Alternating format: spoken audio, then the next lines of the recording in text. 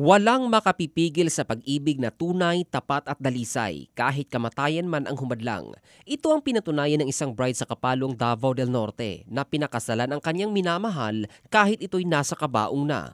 Nitong Lunes, Nobyembre 13, naganap ang kasal na pinangunahan ni Kapalong Mayor Tess Timbol.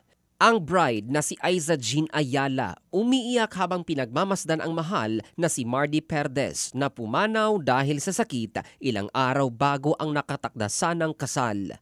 Sa binahagi ni Mayor Timbol, sinabi nitong nagkakilala sina Aiza at Mardy sa Maynila at doon umusbong ang kanilang pagmamahalan at umuwi sa bayan ng Kapalong para bumuo ng kanilang pamilya.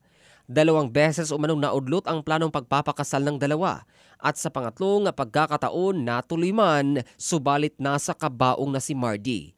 Ayon kay Aiza, siya lang ang natatanging bride na nagdadalamhati sa araw ng kasal. Gayunpaman sa kaloob-looban nito ay may saya pa rin na darama sapagkat natuloy ang matagal nang minimiti ng kanyang kabiyak na maikasal noong ito ay nabubuhay pa. Hindi man legal at kikilalanin ng batas ang naganap na kasal, panghahawakan ngayon ni Aiza ang mga pangako at alaala nila sa isa't isa. At kahit nasa kabilang buhay man si Mardy, mananatili umanong buhay sa kanyang puso at isipan ang pag-ibig para sa kanya. Ang bahaging ito ay hatid ng Drive Max Adult Herbal Capsule para sa lalaking laging umaangat.